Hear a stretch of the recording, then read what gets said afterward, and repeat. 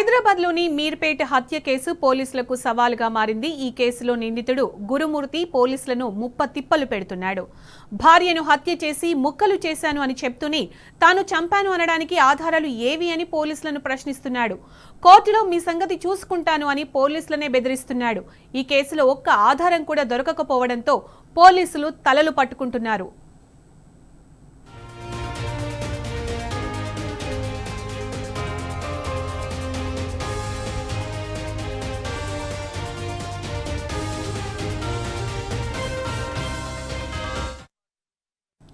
ఈ నెల 14న భార్య పిల్లలతో సంక్రాంతికి వస్తున్నాం సినిమాకి వెళ్లామని గురుమూర్తి పోలీసులతో చెప్పాడు. పిల్లలను అమ్మమ్మ ఇంట్లో వదిలి ఇంటికి వచ్చామన్నాడు. భార్య గొడవ పెట్టుకుని తాళి తీసి మొహంపై విసిరేయడంతో తాను ఆగ్రహానికి గురయ్యానని చెప్పుకొచ్చాడు. భార్యను గోడకు అదిమి కొట్టడంతో చనిపోయిందని తెలిపాడు. శవాన్ని మాయం చేయాలనే పక్కా ప్లాన్తో ఇంట్లోని కత్తులతో శరీర భాగాలన్నీ కోసి వాటర్ హీటర్లో ఉడికించారని పోలీసులకు చెప్పాడు. బాగా ఉడికిన ముక్కలను ఎండబెట్టి రోల్లో వేసి పొడి చేశానన్నాడు. బొక్కలు కూడా బూడిదయ్యే వరకు కాల్చానన్నాడు. పొడిని బూడిదను 2 బకెట్లలో తీసుకెళ్లి చెరువులో కలిపానని ఒప్పుకున్నాడు.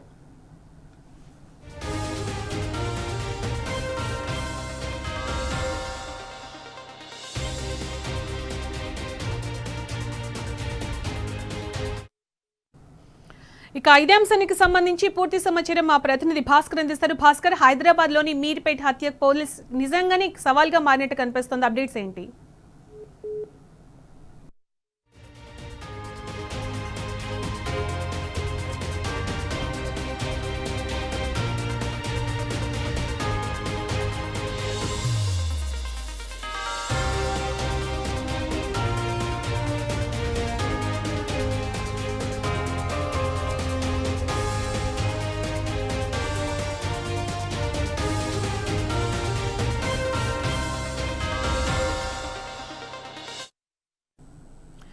గురుమూర్తి చెప్పిన వాటిలో ఒక్కదానికి కూడా ఆధారాలు దొరక్కపోవడంతో పోలీసులు తలలు పట్టుకుంటున్నారు. ఇంట్లో ఉన్న కత్తులు, కుక్కర్, హీటర్, బకెట్లు అన్ని వస్తువులను ఫోరెన్సిక్ టీంతో తనిఖీ చేసినా ఒక్క క్లూ కూడా దొరకలేదు. చెరువులో గాలించిన ఒక్క ఆధారం కూడా దొరకలేదు. దీంతో పోలీసులు లోతైన విచారణకు సిద్ధమయ్యారు.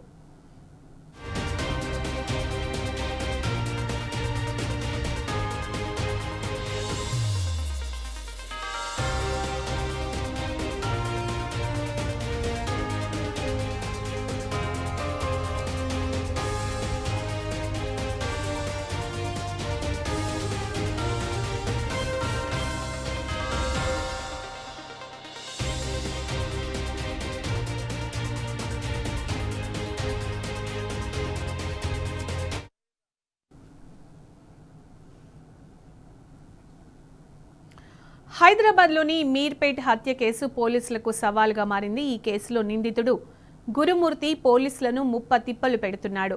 భార్యను హత్య చేసి ముక్కలు చేశానని చెప్తూనే తాను చంపాను అనడానికి ఆధారాలు ఏవి అని పోలీసులను ప్రశ్నిస్తున్నాడు. ఇక ఇదే అంశానికి సంబంధించి పూర్తి సమాచారం క్రైమ్ బ్యూరో చీఫ్ భాస్కర్ అందిస్తారు. భాస్కర్, హైదరాబాద్లోని మీర్పేట్ హత్య కేసు పోలీసులకు నిజంగానే సవాల్గా మారినట్టు తెలుస్తోంది. నిందితుడు చాలా తేడాగా బిహేవ్ చేసినట్టు తెలుస్తుంది. అప్డేట్స్ ఏంటి? కేసులో సంచలన విషయాలు బయటపడుతున్నాయి. పోలీసులను ముప్పు తిప్పలు పెడుతున్నటువంటి డిఆర్డిఓలో పనిచేస్తున్నటువంటి గురుమూర్తి అనేటువంటి వ్యక్తి భార్యను హత్య చేసి ముక్కలను చేశాను అని చెప్తూనే తర్వాత నేను చంపానడానికి ఆధారాలు ఏమున్నాయంటూ కూడా పోలీసులకు ఉల్టా క్వశ్చన్స్ అడుగుతున్నటువంటి పరిస్థితి కనిపిస్తోంది. మీరు నన్ను కావాలని థ్రెటన్ చేస్తున్నారు, మీ విషయం నేను కోర్టులో చూసుకుంటానంటూ పోలీసులను సైతం బెదిరిస్తున్నటువంటి గురుమూర్తి ఒక్క ఆధారం కూడా దొరకకుండా చేసి పోలీసులకు సవాల్గా మారినటువంటి వ్యవహారం కనిపిస్తుంది. ప్రస్తుతానికైతే గురుమూర్తి పోలీసుల ముందు చెప్పినటువంటి విషయాలు చాలా కీలకంగా కనిపిస్తా ఉన్నాయి. ఈ నెల 14న భార్య పిల్లలతో కలిసి సినిమాకు వెళ్ళామని, సంక్రాంతికి వస్తున్నాం అనేటువంటి సినిమాకు వెళ్ళి వచ్చాం. ఆ తర్వాత పిల్లలను అమ్మమ్మ ఇంట్లో వదిలి ఇంటికి వచ్చిన తర్వాత భార్య తనతో గొడవ పెట్టుకుంది. చిన్న విషయంలో గొడవ జరిగి సంక్రాంతికి ఊరికి వెళ్ళాలనేటువంటి అంశం పైన ఎందుకు వెళ్ళలేదు అనేటువంటి అంశం మీద గొడవ జరిగి ఆ తర్వాత భార్య పైన తీవ్రంగా ఆయన మాట్లాడడంతో ఆమె మెడలో ఉన్నటువంటి తాళిని తీసి భర్త మొహం పైన విసిరేసిందని, దీని పట్ల వెంటనే గొడవకు దిగి ఇద్దరు కూడా కొట్టుకున్నారు.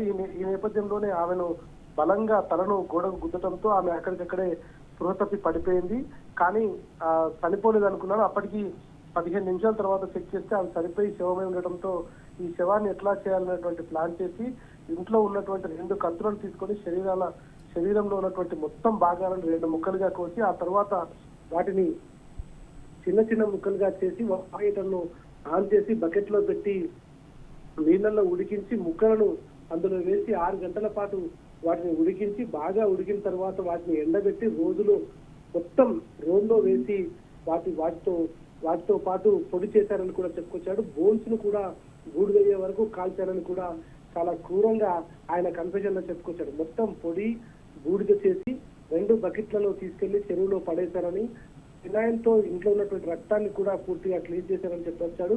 గురుమూర్తి చెప్పినటువంటి దాంట్లో ఎక్కడా కూడా ఆధారాలు దొరకకపోవడంతో అసలు గురుమూర్తి ఏం చెప్తున్నాడు, నిజంగానే చెప్పేది నిజమా లేదంటే కావాలని ఏదైనా ప్లాన్ చేసి చేస్తున్నాడు అనేటువంటిది మాత్రం ఇంతవరకు క్లారిటీ రాలేదు. అయితే ఇదే సందర్భంలో ఒక కుక్కను కూడా చంపి అనుమానం రాకుండా కత్తులతో ఆ కుక్కను కూడా చంపి దాన్ని కూడా పడేసినట్టుగా చెప్తాను. దానిపైన కూడా క్లారిటీ రావాల్సిన అవసరం కనిపిస్తుంది.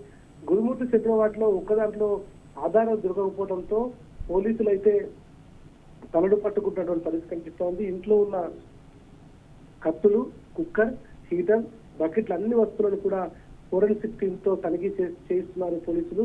కానీ ఆ తనిఖీలో ఏ ఒక్క ఆధారం కూడా లభించకపోవడంతో పోలీసులు అయోమయానికి గురవుతున్నారు. చెరువులో కూడా గాలించిన పోలీసులకు ఎలాంటి ఆధారం దొరకలేదు. అయితే దీంట్లో ఏదైనా ప్రీ ప్లాన్ గా జరిగిందా లేదంటే పోలీసులను ఇబ్బంది పెట్టే విధంగా చేస్తున్నాడా, నిజంగానే తన భార్య చనిపోయిందా, చంపేశాడా, ఉందా లేదా అనేటువంటిది మాత్రం ఇంకా తెలియలేదు. గురుమూర్తికి సంబంధించినటువంటి మెంటల్ కండిషన్ పైన కూడా చాలా రకాల అనుమానాలు వస్తా ఉన్నాయి. ఆయన నిజంగానే ఏమైనా ఇట్లాంటివి చెప్పి ఆయన పోలీసులు తప్పుదో పట్టిస్తున్నాడా లేదంటే నిజంగానే దీంట్లో ఏదైనా క్రైమ్ ఉందా లేదా అనేటువంటి క్వశ్చన్స్ కూడా వస్తున్నాయి. ఇప్పటి వరకు కలిగినటువంటి కేసు ఇది. ఆయన చంపానని చెప్తున్నాడు కానీ ఎక్కడా కూడా ఎవిడెన్స్ లేదు. ఎవిడెన్స్ లేకుండా ఒక్క ఎవిడెన్స్ కూడా లేకుండా పూర్తిగా ఆ ఎవిడెన్స్ అందరినీ కూడా నాశనం చేశాడు. ఒక్క ఎవిడెన్స్ కూడా దొరకకపోవడంతో భార్య కనిపించడం లేదు, ఎవిడెన్స్ దొరకడం లేదు. దీంతో పోలీసులు మాత్రం తీవ్రమైనటువంటి ఇబ్బందులు గురవుతున్నారు. పూర్తిగా ఈ కేసు గురించి తలలు పట్టుకున్నటువంటి పోలీసులు ఇన్వెస్టిగేషన్ ముందుకు తీసుకెళ్తారా లేదా అనేటువంటి మాత్రం మనకు రానున్న రోజుల్లో క్లారిటీ వచ్చే అవకాశం కనిపిస్తుంది. Right Bhaskar, thank you.